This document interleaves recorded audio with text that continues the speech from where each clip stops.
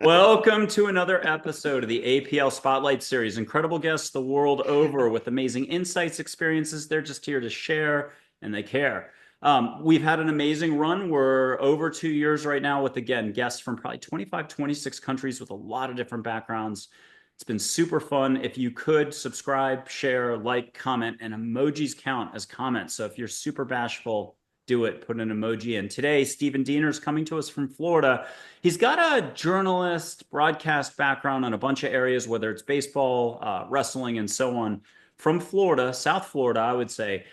He's always been fascinated with UAP, alien, UFO phenomena, but in the last few years, he has codified it into an actual show that has had, for like a single show, 200 plus thousand downloads on Spotify. And he's reached a bunch of other sort of landmarks when it comes to his broadcast. He's got, for example, high profile figures coming on. He's been able to interview them in person and also just, by Zoom in the usual way.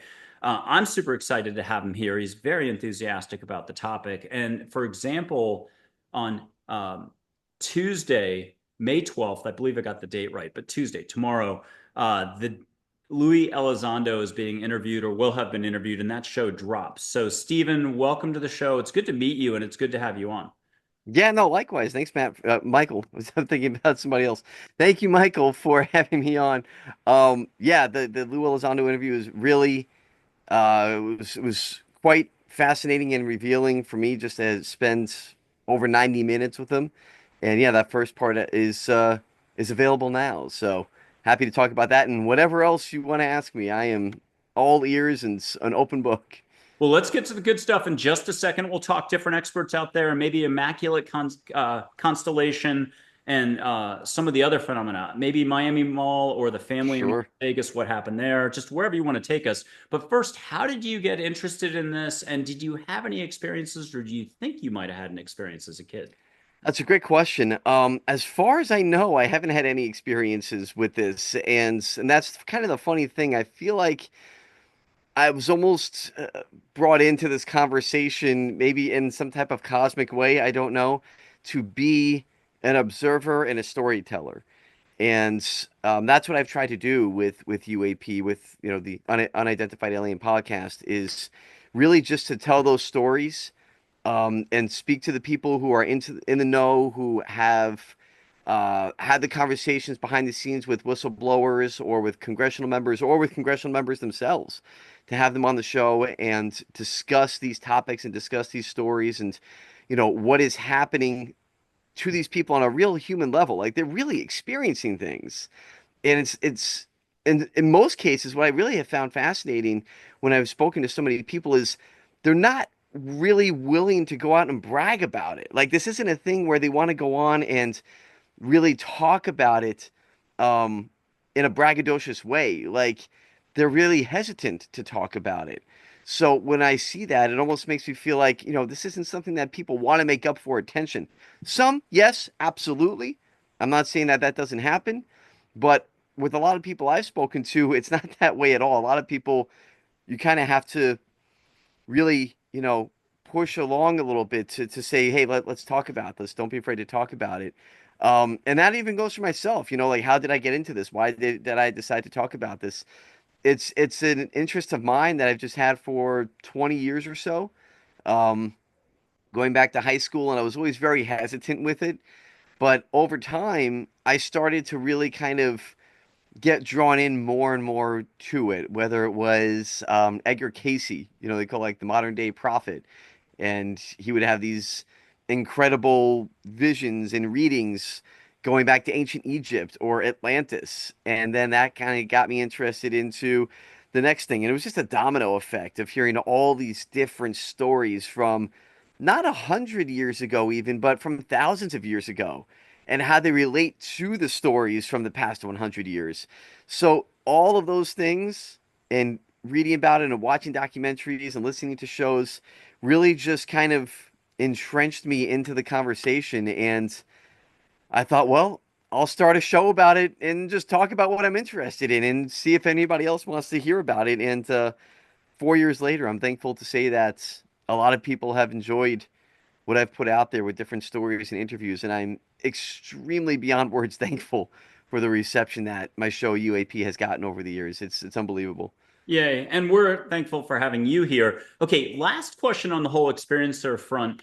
You haven't seen even any lights in the sky since, like, it seems like half of New Jersey or the tri-state area has gotten that experience. What about yourself for that? Even just unidentified, and you've seen some lights that you know weren't aircraft or anything like that?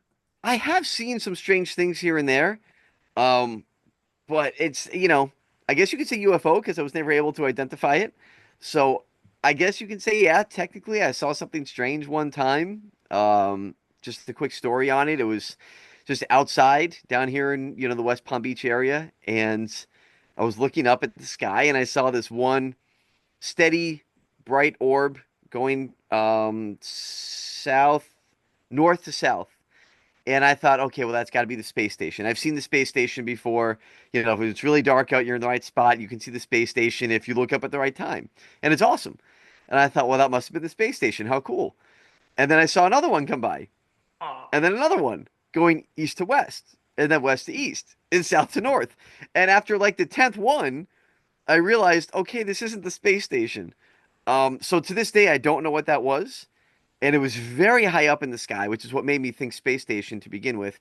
It wasn't Starlink because I've seen Starlink before, and that's a chain of lights together, which is awesome. If again, right area, very dark, good timing, it's really cool to see. I'm experienced with seeing Starlink. The Starlink chain. I'm experienced with seeing the space station on multiple occasions. It was neither one of those. So I don't know what those lights were, but I guess that's the closest I've come to having a UFO experience. Now, something happened. Did anything, like, did your brain kick in a couple hours later or the next couple days? You kept going back to it and you were like, well, it could have been this, it could have been that. Goodyear blimp. Did you do any of that checking later? It was real if you were doing that. Oh, I was doing that checking in the moment for sure. Yes, Good. Okay. absolutely. Yeah. Good. So Okay. it was interesting. Let's get serious on this. We're still going to get to Lou in just a little bit, but talk to Sure. us about one of those events around the country in the last 2 to 5 years or abroad that just stopped you in your tracks. It might have been forgotten, like the Las Vegas family having, the construction yard behind their house. They had something happen there. It could be, there are so many other examples. Can you pick one of those? The Miami Mall that got so little coverage. Did anything happen in the Miami Mall? What's your take on the Miami Mall with 200 police vehicles? And I think this is like a year and a half ago now. Yeah, yeah, just about. Really odd. At first when that happened, again being down here, there's two things that really kind of made me do a double take on it. Number one was the lack of news coverage. Thank you. Yes. So there's a local news station in the Broward County, Miami-Dade County area called WSVN. And I'm not, being mean or anything by saying this, but I can tell you that watching that station over the years, their calling card, surprise, surprise, since it's news, their calling card has been to be very sensational. And they will take any story and just blow it up for clicks, for viewers. Case in point, hurricanes down here. Hurricane season is a big deal for local news stations. And anytime there was a hurricane growing up, when I would watch WSVN, they would have this giant map up on the wall. I mean, it took up the entire viewing angle of the camera, and the storm would be plotted on there. They would move it closer and closer every single day. That was their thing. So when the Miami Mall happened, that's in the WSVN viewing area. They barely covered it. And I'm like, how is that possible? Ooh, And then so that's just like kind of like an inside scoop, if you will, like an inside look of yeah. knowing South Florida media the way that I do. And then just the other news publications too, like newspapers like the Sun Sentinel or the Miami Herald. It was in there in the immediate aftermath, but it was very much disregarded. So the lack of news coverage to really dig into this made no sense to me, given the second part of it, which was the police presence. Yeah. And we better explain for people who don't know what we're talking about. Sure. Take 2 sentences at it and turn it over to you. But Miami Mall, big shopping area. It's open at the time. A lot of people, but they're fleeing and 200 cop cars descend in. And then they try to cordon it off. And there's a lot of reports of a lot of strange stuff. Yes. So with that thought in mind, and this was New Year's Day, I believe, as well. So Miami's a melting pot, as you know, so a big international crowd. A lot of people with a lot of different cultures and languages, all fleeing from something, right? So there's something going on. Like you mentioned, massive police presence. By the way, federal agents as well. Yeah, and they want to take your cell phone as you're exiting the mall, and they want to know if you Correct. took any photos or videos. Correct. Yeah, Helicopter coverage. Um, right. They're taking people's cell phone, they're making them delete cell phone video. And the official word on this was that it was all due to teenagers fighting. And yep. they set off some fireworks.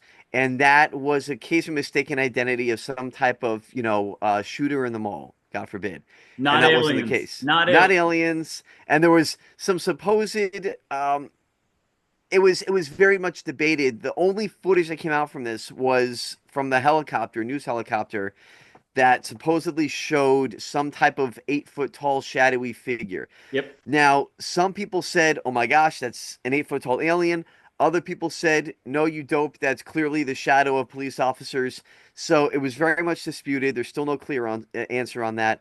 But a lot of that stuff, Michael, is really what, to this day, um, makes it very, very interesting for me. No clear answer on the Miami Mall incident. Yeah. That was it. And let's take the time because you're good for describing all this stuff. In Vegas, we had the family that just got disrupted at night, and there's great video coverage of like the dad, maybe the brother, and I mean they've got weapons on their belts, and they're Yeah. getting into their own ginormous backyard. They must run like a construction contracting company, but they've got big pieces of equipment. And Hmm. then somebody even pulled that video apart and did the whole what you're not seeing, a tall Correct. creature in there. So if you don't mind taking a stab at that, and I know it's not concrete proof of anything, but boy, does it make you wonder a little bit. Oh my gosh, yeah. So again, this was one of those things where, and well, to rewind a little bit, it was May of 2023, and just to kind of give an idea of how much my head was spinning during that time, you had this video come out with police dash cam video and body cam footage of this green streak across the sky. Obviously, you think green streak across the sky must be meteorite entering the atmosphere. Sure, we've all seen that, once or twice in our lives.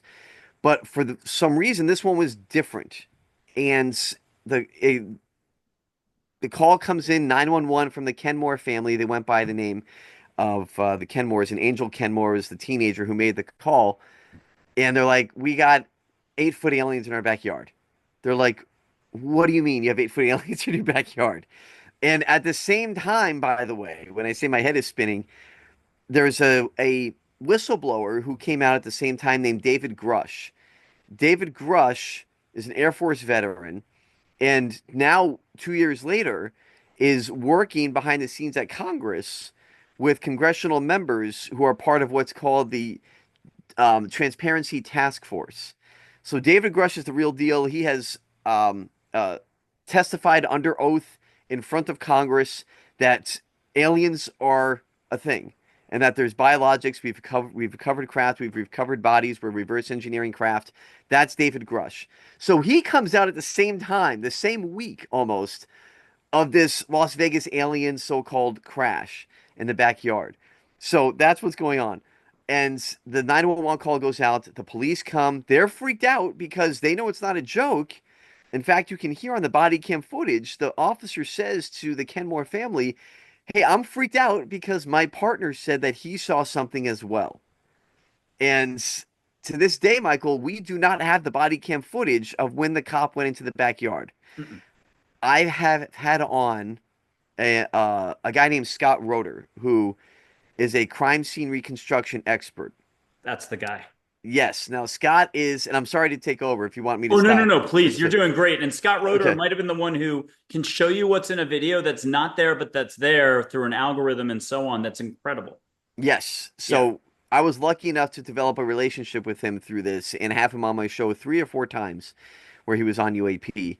And just to his background, real quick, he's worked on pretty big cases. He worked on the George Floyd case. He worked on, gosh, there's been a bunch of them. Overseas cases. Oscar Pistorius, if you remember the Olympian who went to jail for being convicted of murder of his wife, South Africa. in South Africa, correct? So he's worked internationally, Japan, Australia, South Africa, big cases domestically. So that's his thing. And he's not like a UFO guy, but he came across this video and he came across this story and he's like, let me take a stab at this. And he ended up doing a breakdown of, wait a minute, there really is something that's about 8 feet tall that matches the description of Angel Kenmore on the 911 call that is right behind the fence. And to paint the picture of anybody who hasn't seen the raw video, which you can look up on YouTube, it's actually on Scott's YouTube channel. Um, it's the mom is taking the video on her cell phone, and in front of her is the dad, the brother, and one of the other brothers, Angel Kenmore, who ended up being the vocal part of this. And they have a gun holstered, and they walk into the backyard. And as they walk into the backyard, something spooks them. You don't hear it, you don't see it, but they said they saw it, and they go running out of the backyard like they just saw an 8 foot alien. I mean, honestly. And as Scott Roeder was able to use his forensic know-how to reconstruct this video, he was able to find that there was an actual shadow that comes across the fence, and you see this head, and he highlights it and makes it out, and you can actually see, Michael, as well, the leg shadow Yes. through the openings of this wooden fence. And so much so that he went on to Newsmax and I'm sorry, News Nation, I'm sorry, and did an interview and showed this video with Ashley Banfield on News Nation. So his work was taken very seriously, which is why I thought I need to talk to this guy. And so we spoke about this evidence for, like I said, over the course of 3 or 4 different interviews. It's extremely fascinating. It's actually kind of scary because then they go into how they were frozen, and Angel and his family had to invoke the name of Jesus to unfreeze. Yep. Like they were frozen in fear, and they had to like really like say different prayers, like the Hail Mary and things like that. They're a Catholic family, and they went back inside, and they said they heard footsteps all over the roof and throughout the backyard. It's a crazy, crazy story, Michael. And there's pictures. There have been people who have done a lot of work on this, more than myself, um, where they've zoomed in on different places behind the forklift in the backyard, and they've made out, traced different areas where these other beings would be hiding, and you can kind of make out facial structures. It's incredible. I'm sorry to go so long on that, but No, yeah. no, it's awesome. And it's such flavor you're giving us. But Angel, have you extended an invite to maybe have him on the show at some point?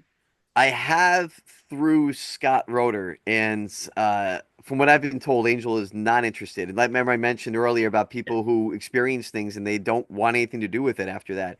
They are very much afraid of what happened. They don't want to relive it.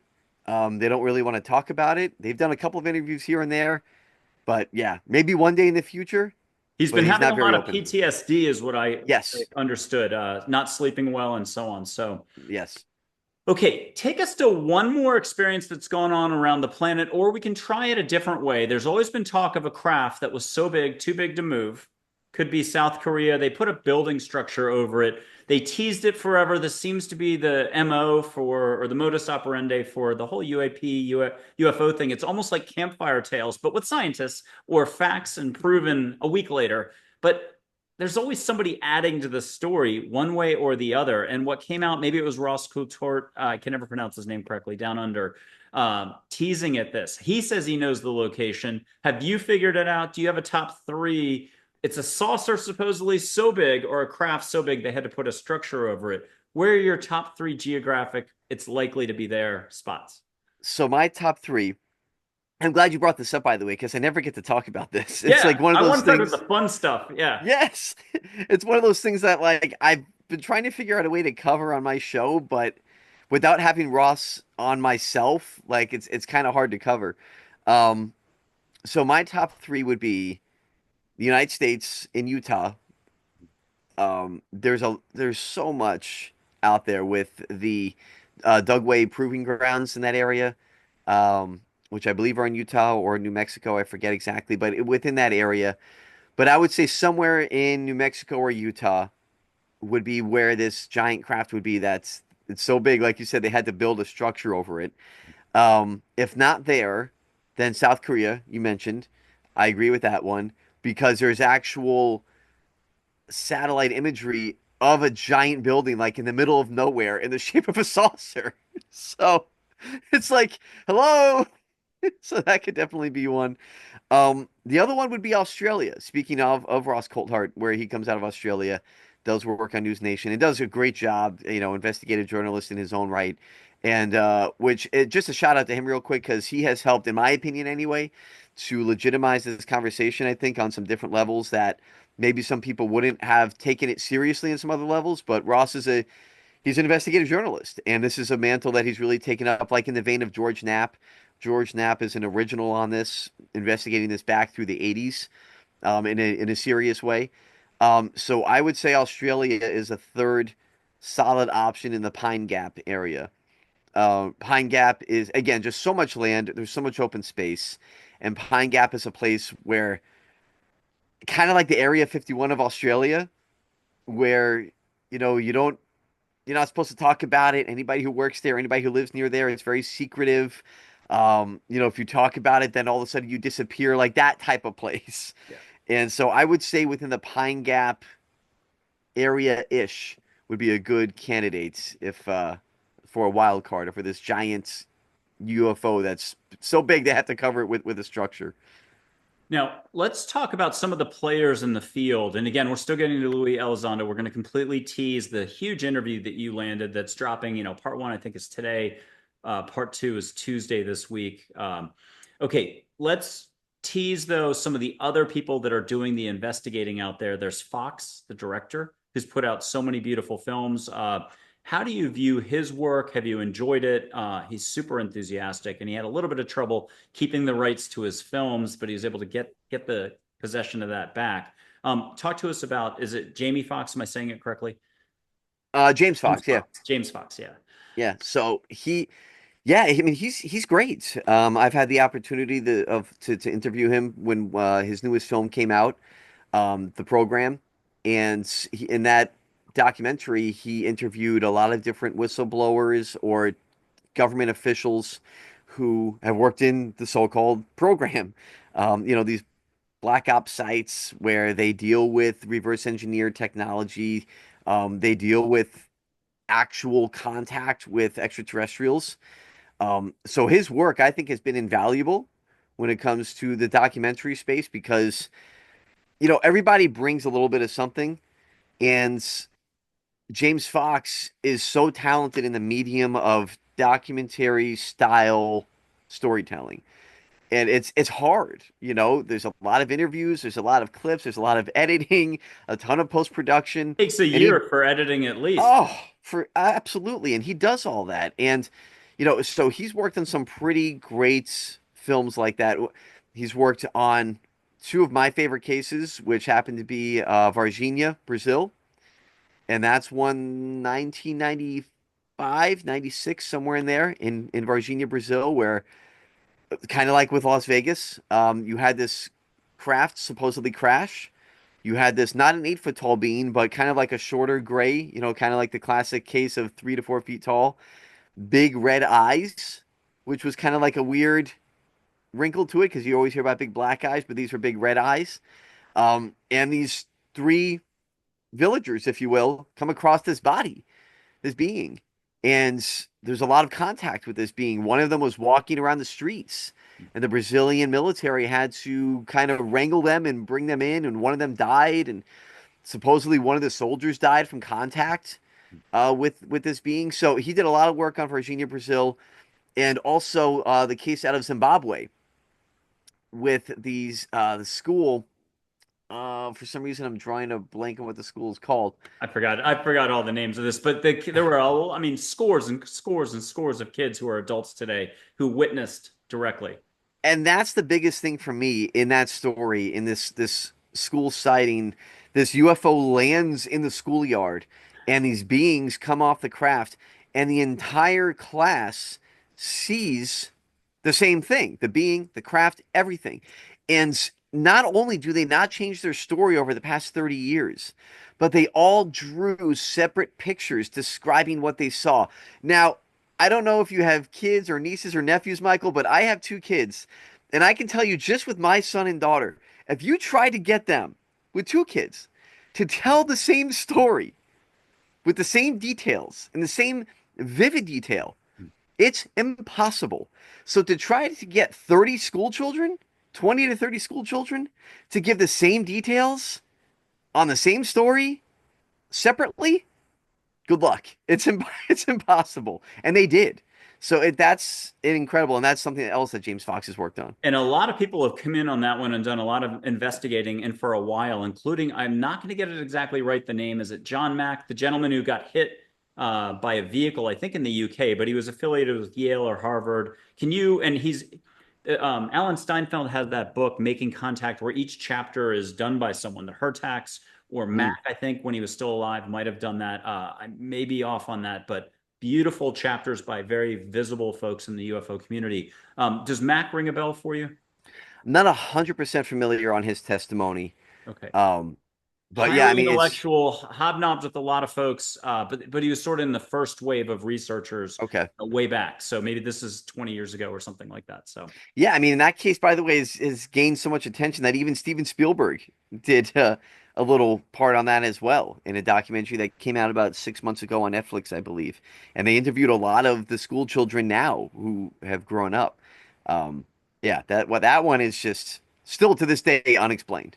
okay, tell us about Lou or Louis Elizondo. You know, AARO is a difficult animal because Kirkpatrick, others are coming out right now and saying, hey, documents have dropped that Kirkpatrick, one of the heads after Louis Elizondo was head of this, we'll call it a department to try to process all this UFO stuff going on around the globe, is part of the Pentagon. And Kirkpatrick, documents have come out that are not very flattering for Kirkpatrick right now, that he was papering over stuff, didn't testify or accurately relay information to Marco Rubio and others. Talk to us a little bit about the landscape there. I mean, I had Steve Bassett on, who spent 2 hours and 20 minutes laying out the landscape of the Senate, Congress, Pentagon, all these defense contractors, and so on. So it's kind of like watching as the world turns. Yeah, it kind of is. There's a lot of players. You know, it's not exactly Susan Lucci, but there's a lot of players with this. Um, yeah, I mean, in short, Lou Elizondo uh, was, part of or was the head of ATIP, which was the Pentagon division, their secret program, unacknowledged program, if you will, that was supposed to investigate UAPs. And he was trying to do that, but he kept finding himself hamstrung from the powers that be, even working inside the Pentagon. So it got to a point for him where he's like, if you're going to have me do this job, then have me do the job or don't have me do it at all. So he kind of goes off on his own to say, hey, look, here's what's going on. And I'm going to give you everything that I can because he still has clearances and he still is bound to different classified, secrecy. So he's not looking to betray his country by any means, but he also wants to give any information that he can that will lead people down the road to ask the right questions and find out the answers. So this is a guy that has a ton of knowledge, a wealth of knowledge. Even when I was talking to him in my new interview that's out, part one today on UAP, and asking him, is there stuff that bothers you? Like just random times of the day. I asked him this question. It's just random times of the day. Maybe you're working on something in your house and it just pops into your head. Man, I wish I could talk about that. And he said, yeah, absolutely, all the time. But he mentioned his book, where he did try to put some of that stuff in there. He's like, I tried to put as much as possible in my book to where it all had to be cleared by the Pentagon, but I wanted them to tell me no. He's like, but there's still so much that I would love to put it out there. But unfortunately, he, like I said, still bound by different clearances and secrecy and classifications.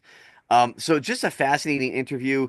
He, to me, comes across as authentic, and he kind of is, um, what's the word I could say? A kind of a lightning rod in this conversation. He's a polarizing figure. That's the word I'm looking for. Some people say that he's making it up or he's trying to push a narrative, and some people say that he's coming from the right place. I can just tell you, Michael, and anybody else who's listening or watching, my personal view after speaking with a man face to face like you and I are for over an hour and a half, looking in his eyes as he's talking to me, that he comes across to me as very authentic. Mm. This is a guy that, again, my opinion, you can curse me out if you want. This is my opinion. This is a guy that comes across to me as someone who wants to do the right thing, who wants to let people know what's going on as much as he possibly can, wishes he could say more, but he can't, and is using his own time, money, and resources to put this conversation out there to try to get the truth out there for people. That was my impression. That was my biggest takeaway, that he's very much authentic in this.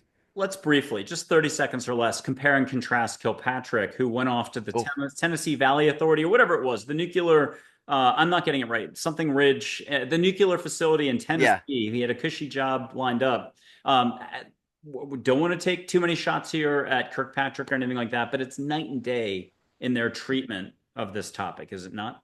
Oh my gosh, yes, 100%. Kirkpatrick, yeah, I think that's Oak Ridge in Tennessee, That's it. Thank you. right? The nuclear facility there. Yeah. Research. Right, that was one of the original spots where Oppenheimer's team was doing work on the atomic bomb. Yeah, and to this day, it's still very much under wraps over there. So, yeah, Kirkpatrick was trying to think of a way to say this without being rude or mean or nasty. Yeah, and recognizing Kirkpatrick with whatever value system he has, he's always doing the best he thinks he can. And so is everyone else out in the field. And that hopefully allows for a little more compassion towards each of these figures, whether you like them or don't like them. Yeah, and that's very fair. And like you mentioned, he was the head of Arrow, which is, the all domain or is all anomalous. I forget exactly the abbreviation for it, but basically it's the government UFO office. And they are there to investigate these things and say what's true, what might not be true. And his take on it when he was the head of Arrow was that basically there's nothing to see here. That's what we've found out, which is obviously poppycock. I mean, it's just ridiculous to say that. Um, Kirkpatrick was there, in my estimation, from all the conversations and reading that I've done and had. He was there to push a narrative. He was there to give an answer of there's nothing to see here. Regardless of whether or not that was true, he was there to save face for the government to say, yeah, we're looking into it. Here's what we found. Move on with your day. Which is really unfortunate because that's a waste of taxpayer money. It's a waste of everybody's time. They bring in a lot of witnesses, some of which I've spoken to, who fly into Washington, D.C., who spend a day or two having these meetings in, these secured locations, a skiff. And it's just a complete waste of time and resources. So unfortunately, that was his thing, and he's not there with Arrow anymore. They have a new director of Arrow, and we're hoping. So far, there's been better results. So far, there's been better transparency from Arrow, and we hope it continues that way. Yeah, and I think Kirkpatrick came out with a statement in the last few weeks trying to do a little revisiting to the whole thing, but otherwise he's moved on essentially, and the documents speak for themselves. Okay, you're going to have a choice: door number one, door number two, door number three. I am the worst person in the world for remembering terminology and names, but we've got Knapp Corbell, door number one. Door number two is Michael Herrera, who you certainly have met. No, I love Michael Herrera. At least, the initial Indonesian, his recounting of that and everything else, it's been fantastic. It's helped a lot of people, I think. It's dawned on people how broad and big this could be. And there's a third fellow, it's escaping me. He's Aussie, but he doesn't sound Australian. He lives in Key West, silver hair. He's got an illness lately, and boy, has he taken it off the reservation altogether. He's got a lot of books out. You know who I'm talking about, right? He's It's not.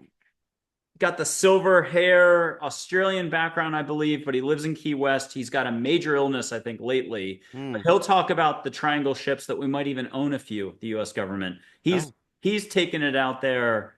A lot of books. Oh, shoot. His shelf is filled with them in the background. I'm just blanking on his name. Okay, door number three, we won't go through just yet. Do you want to talk Herrera or Corbell Knapp? I'll go with Herrera. Yeah. Okay, now why did you choose him? Because you like him. Yeah, I have personal Yeah. experience with him. So yes, yes. Okay, before we get into Herrera, talk to us about his second coming out. He got the tour of a facility. There's the whole concept of defense contractors. It's kind of hot potato right now. They don't want to get stuck and in trouble, criminally speaking, with whichever way this all unfolds. High tech that they've reverse engineered and so on. So there are people who work either directly or as contractors for these groups. that are also starting to wonder, how is this all going to unfold? It feels like the end of World War II, and whether you're a German Nazi scientist or a soldier, you're trying to figure out, well, how do I get out of this, you know, Yeah. Yeah. safely? Am I going to be a part of Operation Paperclip, or am I going to be left hung out to dry? Thank Right. you. Yes. Which, by the way, I touch on that with Elizondo, so we get into that. It's really interesting what he had to say about people who would have to answer some questions. Ooh, and I'm going to do a quick plug for, I can't remember if it's a mind, body, spirit panel and three experts. It was like Paul Sugar, Britt Elders, and someone else, Susan Taylor Shire, I think, where Britt Elders' father, was a rocket scientist and worked with, is it Heisenberg? I forgot the name of the famous rocket scientist from Germany. The guy who was head of NASA at one point. I believe he worked with him. Fascinating interview, fascinating mentions by Britt Elders, CEO of Shirley MacLaine, who put out a Pleiadian book. And this is the one from Switzerland. That account from, I think, the 60s. It was the 40th anniversary republishing of everything. And if it wasn't there in the panel, people can find that in one of her direct interviews. I'm going to have her on forevermore. She's a lot of fun, beautiful, really well spoken, and cares very much about the earth. Okay, keep going on Herrera. Describe to us the latest thing. He had a helicopter tour, got a tour of a facility. Other people have gotten that tour as well. Makes me think that the ice is starting to thaw quite a bit. Yes, and it's funny as you're talking, I was just trying to remember the name of the scientist as well that you were talking about that worked with NASA, and it's very much bothering me that I can't think of his name. I know it's not Eric von Daniken, No, um, but anyway. So anyway, um, I'll figure it out while you're doing it. yes. So Michael Herrera. It's been a long day. I apologize. No, no, no, it's okay. Michael Herrera, so just a quick backstory there, and you talk about going to these different facilities, but there's a little backstory that brings him there that it's amazing how the kind of the dots connect. Um, he's a guy that no one heard of up until June of 2023. Why that exact time frame? Well, I found myself in Washington, D.C. in June of 2023 to witness Dr. Stephen Greer, who's very big in this field, um, where he had a disclosure hearing on his own. It was a disclosure conference. Von Braun. Werner Thank von you, Braun. That was Werner it. von Braun. And that's who her dad definitely worked with. And I think she references it in two. And I got to mention one more as a breadcrumb trail. Earl Grey Anderson, rest in peace. He just passed over. He was MUFON's Southern California director. He was wonderful on the show. Planned to have him back on. He took steps, I believe, on air, saw ships out the window on air. But he mentioned Wow. mom being one of top three personal secretaries for, oh my God, who did the Spruce Goose again? The billionaire? The Aviator, the movie with the kid actor back then. Howard Hughes? Yeah, Howard Hughes. Or He you? worked for Howard Hughes, but he was so funny that when he left work, everyone had to stay in their offices. Nobody could see him. She accidentally once stepped out too soon and saw him down the hallway. One of Wow. the top three private secretaries, she got to go to an underground facility. She was obviously totally in trouble if she told Earl as a kid, he would talk to the sky on the playground. And she talked to him about how, yes, there's other life out there. And she shared something she probably shouldn't have. He says it on the episode. I think it came out on my end, on my show, January of 2025. People can look that up. Earl Grey Anderson, wonderful fellow, but he just passed away. So shout Mm. out to Earl here. Keep going with Herrera, though. Yeah, no, that's fascinating for sure. So with Herrera, so he ends up being at this disclosure conference that Dr. Stephen Greer was putting on June 2023, Washington, D.C. I'm there in the audience watching as he's speaking along with a few others, Eric Hecker, DC Long, all these guys had really just incredible testimonies. And I was fortunate enough to speak with all three of them on multiple occasions on UAP. Um, but when Michael Herrera came up, I thought to myself, I have to talk to this guy. Like when he started talking, he started telling his story about being in the jungle in Southeastern Asia and seeing this giant black UFO and people are getting on it. I'm like, I need to talk to this guy. Like, I have to ask him about this because this was a story that no one had ever heard before. This was completely brand new, which, as you know, Michael, does not happen very often in the UFO world. And when something completely brand new comes out, the UFO community attaches themselves to it. Like, we need to know more, like right now. This is huge. and that was Michael Herrera. Let's give the And backstory on that for 2 sentences. I'll do 2 sentences, you fill yeah, in the rest, but it's Indonesia. There's been an earthquake, and Obama might have a family member in whatever big city it is, but his Marine Corps detachment off maybe an amphibious warfare ship is tasked with being up on a hill and kind of spotting. And in the middle of all that, forget the city, forget the earthquake, forget the crowds. They get overtaken by private contractors, kind of looking military in US, hmm certainly speaking American English, and then they're disarmed and they witness a lot and keep going with this. yes, exactly right. So he finds himself in this position where what's going to happen? Am I going to get killed? Like what's going on? And these are American guys who are holding them. And like you said, no identifier. They're not wearing a Marine outfit or anything like that, just all in black. Eventually they go, right? Because they're like discussing, what are we going to do? Are we going to kill these guys? What are we going to do? Eventually they get let go, according to Michael's story. Now, fast forward to June of 2023, where he's telling this story. And his assumption at that point was it was some type of trafficking operation. Now, fast forward a little bit, he comes on to UAP. We discuss all this. He comes on again.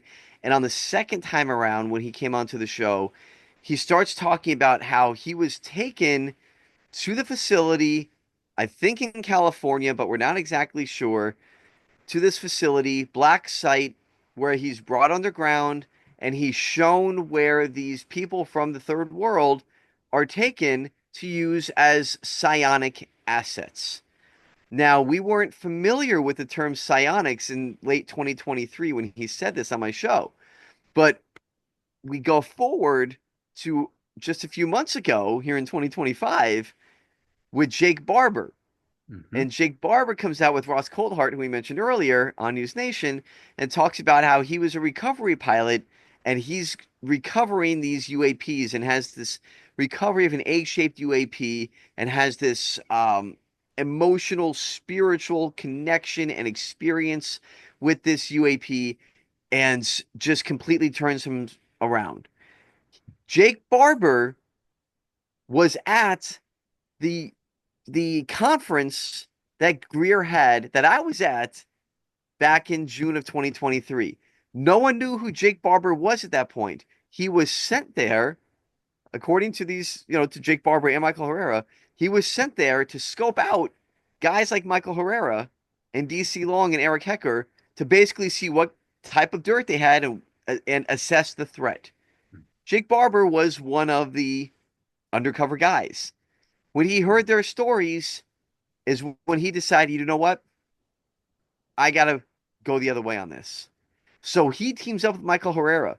We find out later on, just a couple months ago, that Jake Barber was actually the one I to didn't know take this. Michael Herrera. Yes.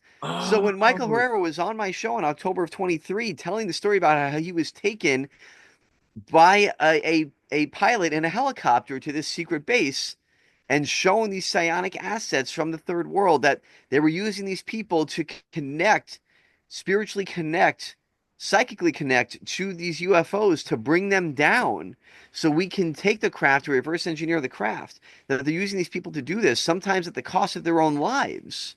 Because this experience is so extreme that some people don't live through it, apparently, according to their testimony. At that time, we didn't know who took Michael Herrera to that base. We come to find out that it was actually Jake Barber, who I was didn't know piloting the this. helicopter. It's such That, big news. He's taken yes, others too. I believe there have been some other tours, not just Herrera. that's right. But And boy, he, Herrera on that interview yes, that he gave after that tour, it was tough. He was gushing on that one, and it was tough hmm to take in because the first one was so stupendous. He dropped a lot on us. It takes a couple of it's, years for some people. The brain cannot process yeah. this that quickly. I recently put out that interview actually as kind of like a look back, like a greatest hits, if you will, because there's so much in there Yep, I saw that that post that you put everything in. Yeah. yeah, that really applies now. That makes sense now, a year and a half later. That didn't make sense a year and a half ago. So Michael Herrera is a very, very interesting case. Again, someone who just my read is coming from an authentic place that is trying to make sense of it all with everybody else and is just trying to do the right thing. Okay, And now he's I've still got very much one entrenched. more. We're going to come back to Herrera. We'll pick up here in just a second, but here's one more. But this is like taking a grenade and rolling it down the hallway or just popping festivity poppers at a New Year's Eve fest. Face peelers, Peru, Timothy, Alberino. Let's talk that one. It's so filled with detail. Villagers were terrified. Yeah. He wasn't the only one that went down, and has his own podcast show. He's very serious about this. He lived down there, speaks local language, knows how important it is to establish relations with the villagers. Can you find a way? I'm not even going to try this one because it is so intense. It's almost like the movie Predator with Schwarzenegger, where the villagers clear cut 100 extra meters out around their village, chopping trees down so they have a better field of fire with rickety guns and so on. Yeah, it's a really disturbing case, quite honestly, and it's so again, this kind of goes back to around the same time frame, 2023-ish, maybe early 2024 even. And Timothy Alberino is kind of like an expeditionist, maybe, an investigator who goes on these expeditions and just like gets really in the thick of it. Will go to the Amazon, will go to the forests of Peru and try to figure these things out. And he went to Peru, like you said, to go and talk to the villagers and see what they're seeing. The reports were coming out that there were these extraterrestrial looking beings, like kind of looking all black and shiny, reflective is the way that they were being described. And they were taking people, and yeah, they would levitate. This was another description, and they would take people and peel their faces. Yeah, Was that the part. Yeah, Yeah, it's horribly disturbing. And these villagers didn't know what to do. I mean, there's news reports, local news out of Peru where this was happening, where these real people not looking for attention, they're not, these people aren't on TikTok or Instagram or Twitter looking for attention. They're not making YouTube videos. These are simple people just living their lives and they don't know what's going on. And they're in these news interviews crying, talking about my child was taken and paralyzed for a day and we didn't know what was happening and they finally came out of it and they're finding these bodies bodies. washed Yeah, up. exactly. And It's just Alberino awful. brought down equipment, supplies, communication gear, better, higher res videography equipment, Hmm. and so on. So, Now, while he was there, he didn't, to be fair, did not come across like concrete video evidence of what people were seeing. There was some strange stuff that happened. He went out into the jungle at night with the villagers and things like that, but and they saw some things that they were chasing, but there wasn't caught on video what we were hearing. Now, the strange part, if it wasn't strange enough, this actually goes back to the 70s. hmm. There were reports of this that go back about 40, 50 years, in some cases 60 years. This was not a unique thing to 2023 or 2024. So, again, predating social media or even mass media in some cases. These were reports in local Peruvian newspapers that people were talking about these things, the face peelers. So this isn't a modern day phenomenon. It's something that's been happening apparently on and off for decades. Now the question has to be posed, is this something that's along the lines of what Michael Herrera supposedly came across of some type of government operation going into, the third world, so to speak, to abduct people for psionic experiments? It's Or a yeah, or possibility. for other purposes too. And Alberino really did a good interview with. It came to the woman that because he's tall and similar in height to the strangers that came into the village, that poor young teenager, girl, young woman freaked out, PTSD Yeah. immediately, but then calmed down and was able to share. And it was interesting the discussion of two of these either creatures or men in suits or whatever they were, aliens, when they were pinning her down, doing whatever they're doing, but she thought she heard different accents and so on.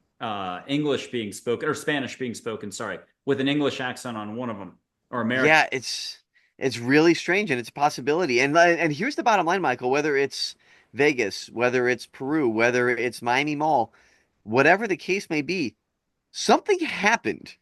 And these people are seeing something. These people experience something. Whatever that was, you can debate all day, but something's going on. And we're still trying to find those answers. Okay, and I'm going to do a public service announcement, not about the show, but yes, click, hit, emoji counts as a comment, like, subscribe, share, and so on. But I'm on the love and above side of this, so that there are so many different layers of beings out there, but there's unconditional love beings who do not interfere. Pure love, it's there. If you don't want to accept it, fine. you're good. But if you are gung ho, here's my public service announcement. Just tell the universe, the loving universe, if you're religious, do it the religious way. You're heard, trust that you're heard, and ask for, just say yes to the universe. Ask for a little more love, a little more humor, protection if you're worried about stuff. I love talking about the UAP UFO stuff, so I could go on all day. I'm going to show 5 photos, even though that says 6. And I take a lot of photos. This is from 14 years ago to now. I used to hand the camera to folks to provide a direct experience, full on seeing. People do it as a group. I feel like I'm off the hook. But if anything, I just love interviewing folks and telling dad jokes. 4 rainbow pie slices. I'll say they're archangels, but for the point of this show, it just is what it is. Silhouette of my guardian angel. I had a retired physician. That's her guardian angel. She got to meet her on Redondo Beach for 30 minutes as a human, and that's something that'll just blow people's skulls open. Wow. Three more photos. Meeting angels in human form or a light being, which I didn't think was possible till last August when I heard, no, they can show up as a human. Just think sparkly eyed, incredibly charismatic. And if you're looking at your fantasy football scores getting out of your vehicle, you might hear, "What's the rush, Steven?" And you're Yeah. like, whoop. And then my encouragement to anybody is say, "Hey, do you have time for a cup of coffee for an hour?" You'll have the best conversation ever. You'll be lit up, and then go write your book or do whatever it is that you've been holding back on in your life. A fairy named Ginger. Again, I'm just love and above and keep it glib and light, but a Charlotte, one of my business managers, and a Joy, who is cosmic joy. That was the plug for the whole angel thing for a second. Let's get back to the business of talking some of the figures around. You've mentioned some amazing people. DC Long, holy cow, that's a story. Door number 1. Timothy Alberino, as astute as it gets, as serious as it gets. He smokes his cigars on his show, and he's as, integrity is job 1 first with him.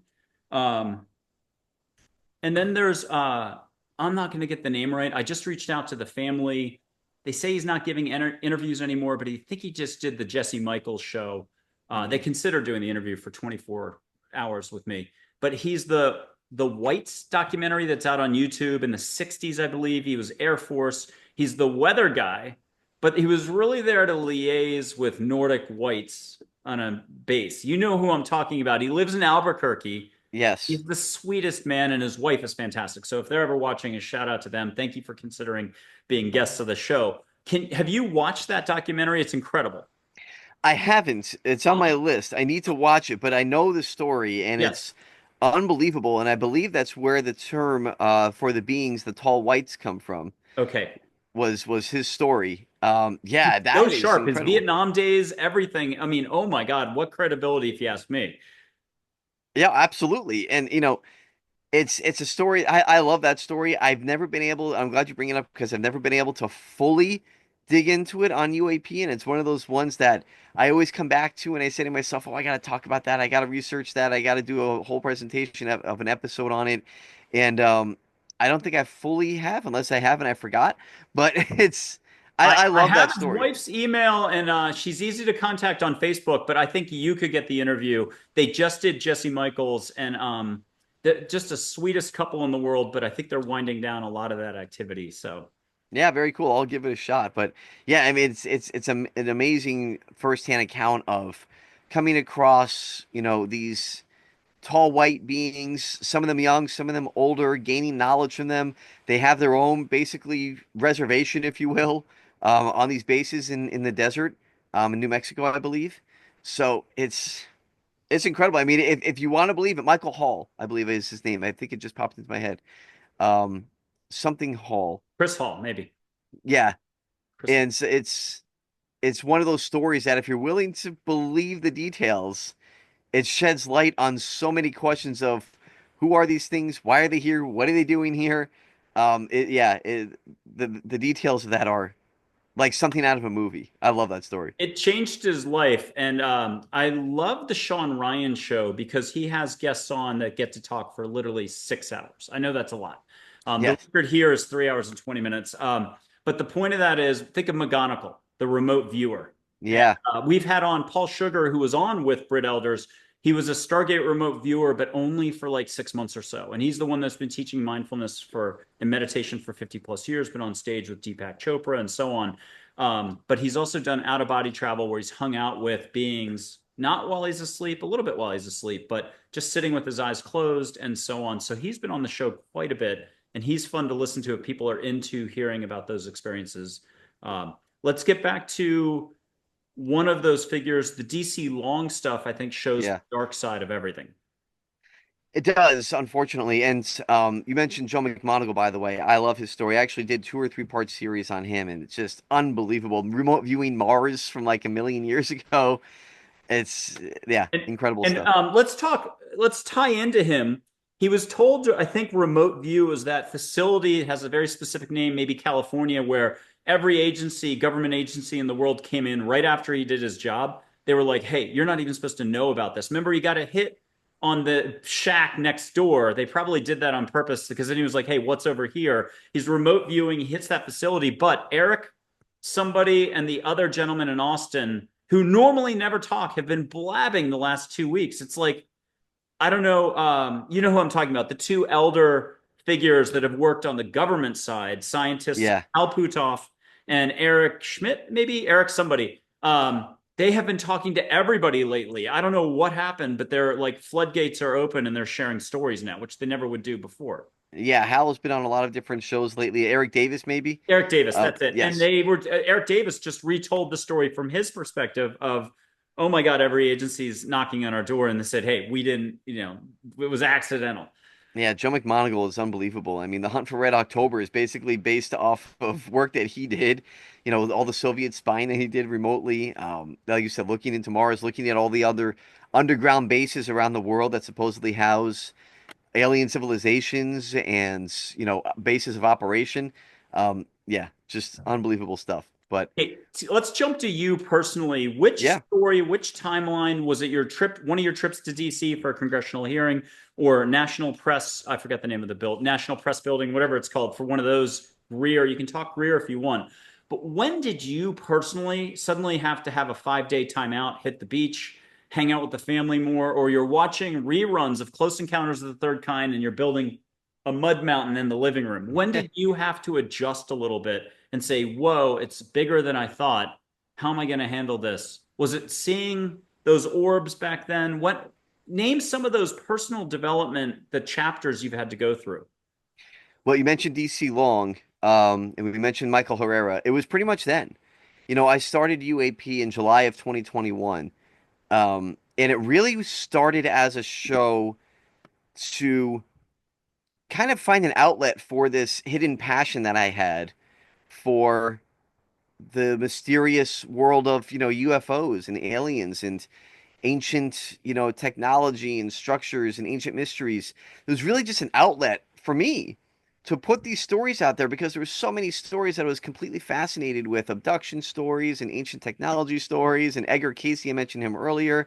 Rendlesham Forest, which is an unbelievable account from 1980 in England. Jim Pennington, John Burroughs, they come in contact with a triangle UFO.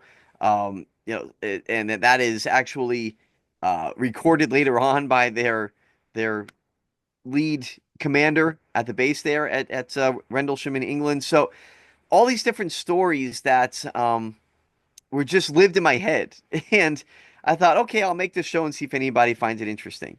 And thankfully they have, and I'm extremely thankful for that. So it evolved from the storytelling aspect of of these stories to say, here are the details, you make up your own mind, to okay, now I'm actually talking to people who've been involved with these things. And then it came into, now I'm in Washington, D.C. at the Stephen Greer conference, watching in real time history be made with DC Long and Michael Herrera, where they gave these testimonies that have now, a couple years later, turned out to be, again, quite historic, that still move the conversation forward to this day. So honestly, I would say that moment there, June of 23 at that conference, that was a career and life-changing moment for me because it brought me into the inside conversation with people that I wasn't even seeking out. And then they started coming to me, these behind the scenes people, to say, hey, I want to tell you about stuff that I know. And then I would say, okay, how much of this can I talk about? And so I would go on social media. I would go on to UAP and say, here's what I'm being told. And because of that, that's what brought, I guess you could say, the word of UAP from one level to the next, and it brought a whole different level of attention and following that I never ever expected or was even going for, quite frankly, until that happened. And ever since then, about the past 2 years, I have not taken a breath, with the exception of a week off for Christmas. I have not come up for air in the past 2 years. I'm going to jump on you again, but it's keeping this interview interesting. Black triangles. Now, there's been an attempt, I think, in the media lately to suggest it's the Soviets we've been spying on, catch them from some sort of submersible submarine view of their fleet meeting with the Black Triangle above. And yet we hear about the Nimitz in the past. And then if you listen to, and I got the name of who I think is Aussie, but doesn't really have an Aussie accent. He lives in Key West. It's Michael Salla. Oh, sure, Michael Salla. Is Okay, he from yes. Austria or Australia? Australia. I think it's Australia, if you ask me. It might. I'm not exactly sure his origin, but I know exactly who you're talking But about. Yes. holy cow. I mean, Salla has an entire landscape painted out there. He would be like Greer, but Greer, it's a database and it's, very networked. He's been going at it a Right. certain way for a long time. Salla, can you paint the picture between Greer, between Salla, and then how do you view US government capabilities right now and so on? Ooh. This is a big one. I don't want to Yeah. you having your power cut off a week from now at home or other glitches going on. But which way do you want to handle this? And you can go lightly about it. But Salla, have you had a chance to interview him? He's in the same state. Not yet. He's on my short list of people to contact, but not yet. Um, Stephen Bassett and I were talking about Stephen Greer not too long ago in DC. My second time I was there for the second UAP hearing in November, and we were kind of just talking about all these figures like you just mentioned, and we kind of both agreed. And this isn't meant in a negative way. We kind of both agree that Stephen Greer is like in his own stratosphere. Like he does his own thing. You actually put it perfectly. It's a network. It's his Dr. Stephen Greer network. He has insiders, whistleblowers, politicians, all these different people that he talks to. Make of him what you will. I'm not here to tell you what to think of Stephen Greer. I'm just here to tell you that whether or not it's legit, again, make up your own mind. The dude is connected. So he's kind of in his own stratosphere, in his own orbit, maybe, if you will. And he Um, has the personality to go with it. Plus, he's launched his own direct contact thing, sort of mhm. parallel to, and I'm not going to get it right with Jake Barber. Is it Skywatchers? I forgot the name of the Yep. organization. Yep. Okay. And I have to do one more public service announcement. I would argue that if it's 11 above side of the picture, not necessarily everything we've been talking about, it is as simple as being in the here and now, asking a question and listening, no matter which way we're talking about. You can leave your eyes open and look to the sky. If you have to do it at night, great, because you want to see a light. But you have to go really loosey goosey, though. You got to think your happiest vibes. You need to be here. Maybe you leave the little league game where, as an adult, you were allowed to play. You hit 5 home runs in a row. You're on cloud nine. All the kids are crying. And you go home, and at that peak moment, you just let go a little. You'd be surprised at what can happen in the exact moment that you get past all the thinking in the world, because it isn't about more thinking, it's about less thinking down to no thinking for 3 minutes, and you can have a direct experience. That was the public service announcement. Salla, how do you describe him? Is he not a walking encyclopedia as well? Oh, sure. I mean, the knowledge that he has, and I would say he's more outwardly opinionated than Greer. You know, Greer tends to kind of keep to himself other than the occasional podcast interview. He Yeah. does a lot of his work kind of quietly behind the scenes, and then he'll do an interview with, a podcast here and there and talk about these things. Yeah, but Sala, I mean, again, so much experience, so much knowledge, A lot of um, books. a lot of books, and he's willing, I think, to talk a little bit more in the public sphere, especially in social media. He's very vocal on there. But you did mention DC Long, and I didn't want to gloss over that. I wasn't avoiding it because if you don't mind if I go back to it, is that Oh, okay? absolutely. And DC Long, my household, when we watched this, it hit us really hard. DC Long is his family, his dad, that whole thing. Holy cow. What a story on that one. Yeah, he's an Army Ranger, DC Long, and a veteran. Obviously, he's not active anymore. He had medical um, what's what I'm looking for?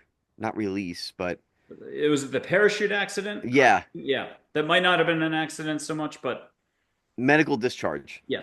That's the word I'm looking for. So, long story short, DC Long, we end up finding about him at the same conference as Michael Herrera in June of 23.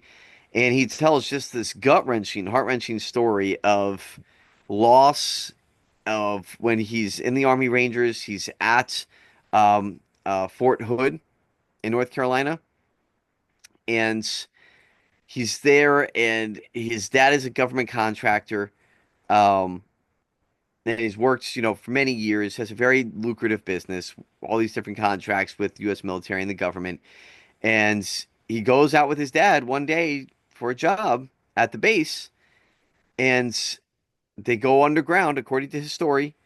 They go underground, which I've been told, by the way, by people who have worked at that base, that Fort this Bragg. area, Yeah. Fort Yeah. Bragg, yes, I said Hood, Fort Bragg, thank you. That at Fort Bragg, this area does exist that DC Long has spoken about, which is basically, think of like a storm cellar door in the middle of the woods. Yep. That's where DC Long said he was brought, and I've had independent confirmation that that door does exist. Um, so they go in there, and they're told basically keep your eyes down. Well, they didn't, and they end up seeing this levitating monolithic type of stone. And he's like, "Whoa, what am I looking at?" They were told to sign an NDA. His dad refused. No, I'm not doing it. The next morning, the entire business is gone. Yeah. Stripped out. All Contracts the tools, equipment, everything is just stripped. completely gone. His And we're private business is stripped, like a little mini warehouse of goods that he uses for his day-to-day work. It's been yep. emptied out. He's been put out of business. Yes, exactly right. And we're talking, like you said, the heavy machinery is gone like overnight. Like vacuumed out if you could vacuum out a tractor. Pretty much, yeah. Yeah. And they lost everything. They go into this depression, just terrible. Is his dad ends up getting sick some years later and essentially dies penniless. Um, I'm sorry, DC himself ends up getting into this accident in air quotes while doing a training exercise, an Army Ranger training exercise, jumping out of an airplane. His story, he says that he was pushed out of this plane, almost dies, breaks his back, years of rehab, all because they saw something they weren't supposed to see and they refused to sign an NDA about it. So over the past couple of years, DC has really risked life and limb and family and fortune, of which he doesn't have that much of still, to come out incredibly brave and speak about this. So DC is another guy who kind of flies under the radar now. He's not as But high DC is profile. such a Greek. He's like not a Greek god, but I'm saying he's a very Greek mythic figure in the way he conducts himself. Yes. He talks. I mean, it's not lightning bolts and thunder, but it is close. He is amazing. I think he struck a chord with anybody who's watched the Sean Ryan show. He's speaking from the heart. I don't think you can doubt him.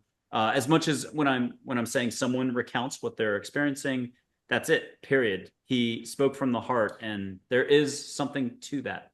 And actually, you just made me think of an idea. I should reach back out to him because it's been a couple of years. Now, we actually do stay in touch, just a little behind the scenes.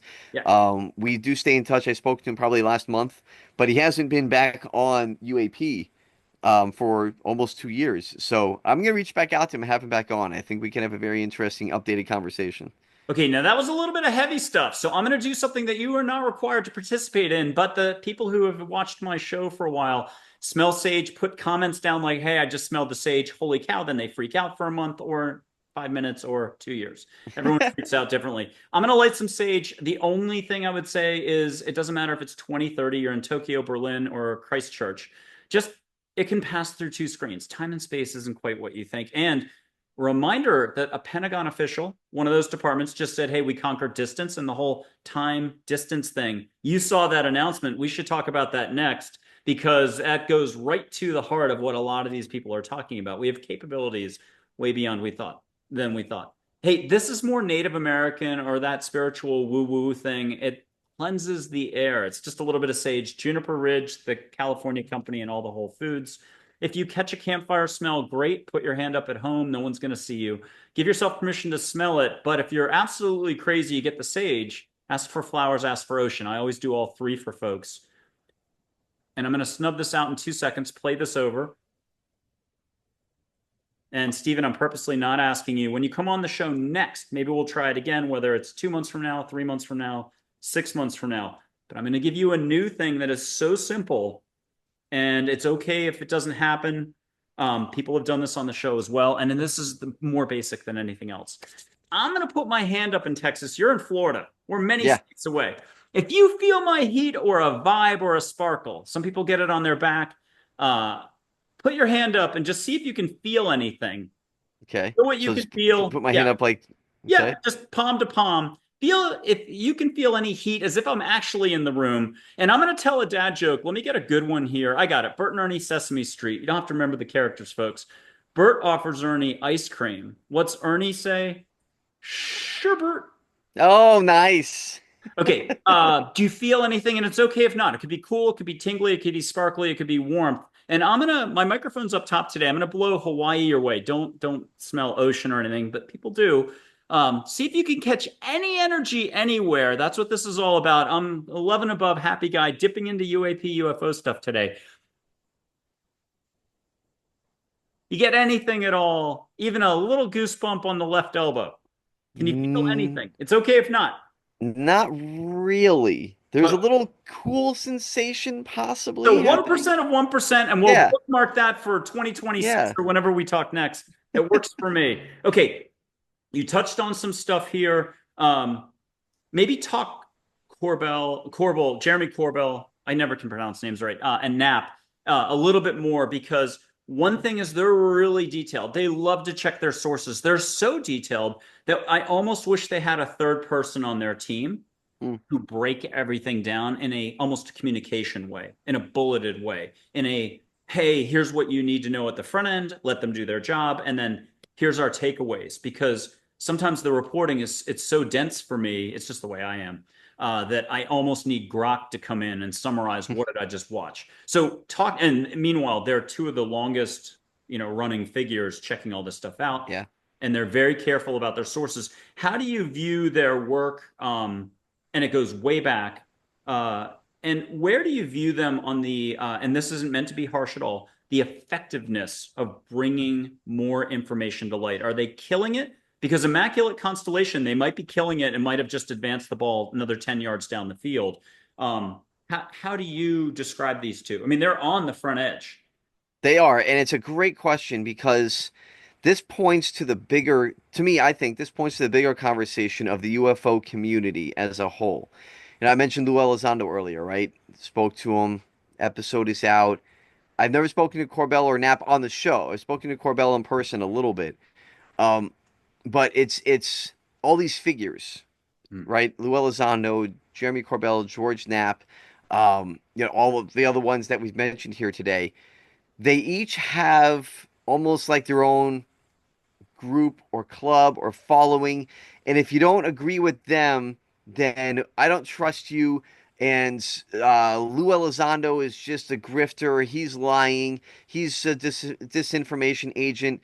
Or it's Corbell is just, a grifter. He's an actor. He's just out there for money and fame, and he doesn't care about what's going on. He just wants the interviews and the attention. So it's like all these negative things pile up with the personalities in the UFO community. And by the way, I've been called a grifter before. So. Yeah, no, it's spin the wheel. I think anybody talking about this topic is going to get spin the wheel, twister wheel, and it'll just be hate, love, or somewhere in between. Pretty much. And that's the ironic thing about this is I'm of the mindset of let's not cannibalize each other. Let's try to take a little bit of what each person is doing and say, wow, that was great work. That did Immaculate Constellation.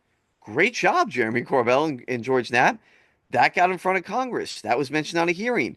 Congresswoman Nancy Mace has actively spoken about Immaculate Constellation. Paulina Luna, Congresswoman I was going to bring her up because she's been so on it and she's so pushing this, the Epstein files, everything. Holy cow, she is just a whirlwind of enthusiasm or motivation. Absolutely. And and that's the thing is anytime someone moves the ball forward, whether it's a Lou Elizondo disclosure or something he puts in his book, or it's a report from George Knapp or Jeremy Corbell, or it's Michael Salla, or it's Stephen Greer, or anybody, it's to me, or even fellow podcasters like Jesse Michaels, who does a great job, right? I mean, there's other podcasters out there too, or it's someone like Jason Sands, who's a controversial figure. But I've But had his coming out, you heard how he I hate using this expression, but he got religion, or he took humanity into a different light. He hmm knew there was room for expansion here, and you can hear it when he's talking. That Twitter, remember the Twitter interview that he gave, sure. X interview? Can you put a little context to that? I thought it was profound. People went in ready to like shoot him verbally, and they Absolutely, came yes. out saying they were convinced. Yeah, and that's the thing, and absolutely, I'll talk about him because that's a part of the overarching point is that people tend to get into these camps instead of just listening to little bits of what everybody's doing. Let's bring that all together and mash it up to try to get to where we want to be with this discussion instead of ostracizing ourselves or ostracizing one person or one report or one podcaster. Let's use that stuff and build on it and say, oh, wow, that was great work. I want to try to build on that and ask more questions about it. That to me, just in my opinion, and that's why I try to have all different types of conversations. For example, Jason Sands spoke to him for like 2.5 hours recently. We did a two-part episode and broke it up. Now, Jason Sands is far apart from other guests that I've had. Lou Elizondo is very far apart from someone like Ashton Forbes. Hmm. Ashton Forbes is the guy, if you don't know him, and I know I'm throwing a lot of names out here, so I apologize. MH370, and he's got a great theory on that. Yes, he has very much pushed the theory of that U.S. technology is responsible for the disappearance of MH370, the Malaysian Airlines Flight 370 that disappeared 11 years ago. And he shows the video that was, the surveillance video that was reportedly leaked. And it shows these three orbs circling around the airplane, and it poof disappears into this portal. And so Ashton Forbes is very much an opponent of Lou Elizondo. Oh, see, and But I didn't even know that. But right, look, Ashton Forbes is a bloodhound when it comes to MH370, and then the yes. whole idea of unlimited energy and a few other topics. He has no bandwidth for anything else. Right. He goes full force, headstrong into the topic, and will go after people who try to discredit him. And he's done that publicly with Will Elizondo specifically and others, Ross Coulthart being another one recently. Oh, Ross But stepped into that one. I mean, Ross, yeah, I don't know if Ross was like up to speed on the amount of time that's been spent on the MH370 thing. You don't want to pick that fight if you don't have to. yeah, and Ross even said it when he mentioned he's like, I know I'm stepping in it when I mentioned this, but and he did. So my point is, I Yeah. know I'm kind of talking in circles, but my point is that I try to live by my own gospel, which is let's take a little bit of everybody and have the open conversations. So I'll have on Lou Elizondo. I'll have on Ashton Forbes. I haven't had on Ross yet, but I'd be happy to. So it's taking a little bit of everybody and being open to the conversation instead of shutting each other out. Mm. And that was what happened with Jason Sands. So many people shut him out. And to this day, he remains a controversial figure because it's like, well, is he telling the truth about seeing this alien? He went on Joe Rogan talking about this, Well, there's seeing this alien in the Corso was desert. like that, right? Corso was Yeah, like that. And so Corso, you never knew if you could, he worked so much for the government, so much as a point man for figuring out, who was sort of betraying the US government and so on. And Sands, if I got the name right again, was doing the hmm listening in on scientists and everybody else, all communications for a long time, saw the worst in human nature, and also started to drink the juice, like literally coming around on, hey, there might be a bigger picture, sort of like Jake Barber went through at the National Press Building. Yeah, exactly right. And like you said, and he did this with me in connecting the spiritual aspect with the UAP discussion. Yeah, I mean, I've that Twitter space for sure. When he was on, he had his coming out party for 4 hours, and And that just was the most incredible. I thought it was incredible. I know he it kept was some people amazing. got kicked off or was getting disconnected, but yeah. It was no, it was incredible. So just to hear his testimonies and put it all together and to have those conversations, whether it's a spiritual aspect, the technology aspect, the government aspect, I think it's all questions that need to be asked together to have the full conversation. Mm. And yeah, we've had some of the UFO podcast hosts. Vinny in UK, uh, what's Vinny's last name? I'm blanking right now. I'm so blank being a show host. That Oh one I don't remember off the top of my head. shoot, he doesn't work with Nick Pope. He works with another major figure over there. Um, And Nick Pope is great. yeah, and there's the other gentleman who always does. He's always close up to the microphone, very well put together. He's only covered this stuff for 35 years. Maybe Bryce Zabel or someone along those lines. Close to Zabel, but Vinny Adams, did I get it right? Yeah, okay. Yes, I So Vinny recognize that name. Adams has been a guest here, and let's just put it this way: 90+% of the guests take steps at least off air, if not on air, which helps. But we've had some amazing UFO UAP podcast show hosts. I'm just such a blank on names right now. To start wrapping this up, let's do some takeaways, and I'm going to try to throw one last kind of public service announcement out. There's a group of like unconditional love beings out there that it's not about objects, technology, reverse engineering, not about causing harm to anyone. And I want to leave it at that, but I want to try to paint the UFO UAP landscape as it's totally serious, deadly serious. It's scientific invention. It's this, that. It changes we have supposedly a whole other form of physics that exists when it comes to time and space and everything else. But I'm still going to argue that it's only, and college football is really important. Ask anybody. I mean, college football is really important. I NCAA, love it. it's $1 billion plus industry. So there's college football, but I'm going to argue there's an NFL aspect to this, whether it's indigenous cultures. You go to a shaman in the jungle, it's angels, it's beings of light, it's all the positive stuff. Bledsoe getting his healing. There's micro aspects to this that are just pure light, pure love, not as sexy to talk about on this particular episode, you and I talking. So I just wanted to bookmark that and try to describe that as the invisible NFL, but it gets no play because there's no scientific document. There's not a defense contractor working on it. And you're lucky if any of the people we've mentioned can take the time to check that out. Any answers to any questions, all languages spoken, nobody gets in the way. You do your own direct listening and feeling, and groups can do it. A group of people can get a joint feeling, hearing, seeing experience. So I had to kind of just bookmark that out there because I've had to live with it for 14 years. And that's the one little grain of sand in my shoe as I walk around because I'm like, oh my God, it's even bigger. Like, Yeah. so how do you handle it? You know, the universe is really big and that there's always another surprise around the corner. What's your philosophy going forward? I think you've touched on it a little bit during the show with your kids and family. And how do you keep it real, but how do you keep it fun? And how do you keep it real fun? Keeping it real is just being myself. Being honest. I try to be as authentic as possible in my presentation, in the way even that I put out production. I mean, I just try to be me and I try to present whatever the message or the theme is of that episode without trying to influence anybody. And then also kind of having that openness to say, look, to be self-deprecating. I don't know everything. I don't pretend to know everything. I could be the dumbest person alive, but I'm happy to put the theories and the information out there. So I try to keep it real in that way and also, maybe a little bit on the light side in that aspect. And then just, you know, when I put down the microphone and I put the earbuds away, I just try to be dad. I just try to sit down and have my kids yell at me to give them more milk or have my wife yell at me to do something and just, go back at it a little bit later on. But I have to tell you, and this is probably bad, but it is constantly, constantly on my mind. And I'm always thinking of something. I'm always writing down notes. I'm always thinking about who can I talk to next? What can I investigate next?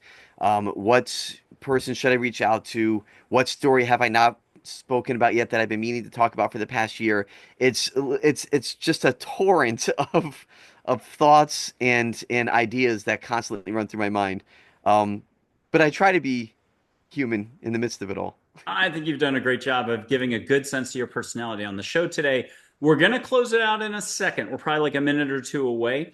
I'm going to have you give us a mantra of some sort. It could be just, be at peace, remain at peace. Don't get caught up too much in the black and white of it all and too much judging. But if you could say the mantra 3 times, it could be as simple as like love more, anything. Because all those details, all the shows, there's so much stress that comes out of reading social media on UFOs, UAPs. It's like Chris Lato. We probably should have thrown a shout out to him. I Oh think yeah. he's come around quite a bit. He used to get really reactive sometimes and upset. And I think he's found a lot more humor when he presents now. he's had to come to terms with it even more. You get stressed out when people start lying or you catch something, going the other way. So I'm going to give a quote from a NASA astronaut to buy you a little bit of time. And if you need more, I'm going to mention another Sean Ryan show guest. It's going to be a little bit off topic, but maybe not. Here's Story Musgrave, NASA astronaut, one of my favorite quotes for the last 15 years. I think I got a note from him way back. Very nice note, personable, when we were just trying to chat 14 years ago. But he said, getting out of the comfortable path, that's what exploration is all about. And I just love that. So that would be my little tidbit here. But I want to mention Chris Craighead, SAS operator, now retired, but doing the front security work for Donald Trump on his, as he goes to an event or whatever. I guess he's working with the Secret Service now. He was Obi-Wan Nairobi, the SAS operator who was coming back from shooting training solo and heard that there was a terrorist event with Al-Shabaab taking over 700 terrorist hostages at a fancy resort hotel, business complex. And he went in and single-handedly took down, with the Kenyan army backing him up. But he was the one going in. Wow. Happened. We can't quite get the details, but you can watch the Sean Ryan show. And there's a moment before he's hours away from getting the news this happened. He's in a flow state for days afterwards. He single-handedly saved the day and saved hundreds of lives. There's an American woman who put a book out. Now, where this intersects a wee bit, he's coming from shooting in the countryside, headed back to his place in Nairobi. And he's on a dirt road in a Land Rover, of course, and he's active SAS. And he would never pick up a hitchhiker, but there's a man in a suit, maybe wearing shorts, but the rest of it's suit, older, and he just gets that inclination. He rolls the window down, do you need a lift?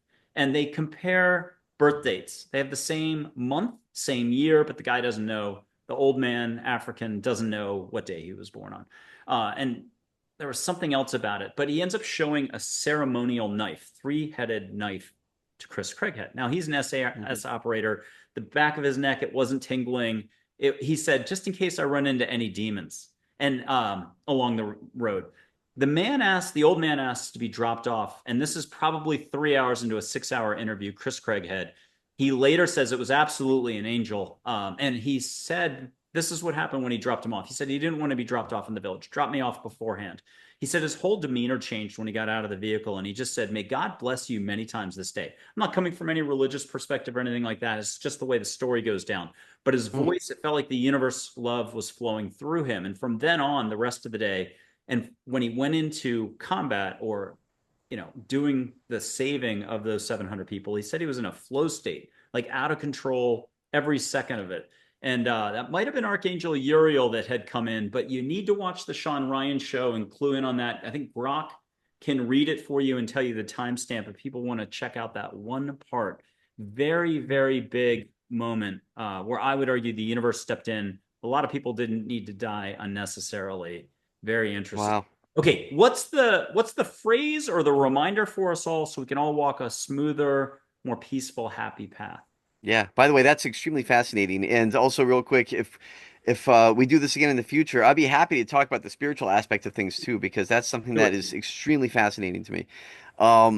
So three, I know you mentioned something three times. Just say one phrase, whatever it is, as if it's on a T-shirt or two T-shirts, and then repeat it 3 times for us so people can actually catch. It's not about the words, which is why I'm so about the UFO UAP thing. It's college football, but it ain't about the documents. It ain't about the amazing technology. It ain't about the surface level stuff. There's something bigger going on. Same thing with when you say this, do it 3 times for us so the audience can feel the love that's behind you, the big Stephen Diener. I can't choose just one. Can I give you 3? Absolutely. Okay. Pick one to say a couple more times. So save that for the third, the best one for last. Okay. Decide for yourself. That's kind of the motto of the UAP show. It's up to you. Decide for yourself. You mentioned football. I live by this quote. Vince Lombardi. I find the harder I work, the luckier I get. And it's one of my big mantras of life.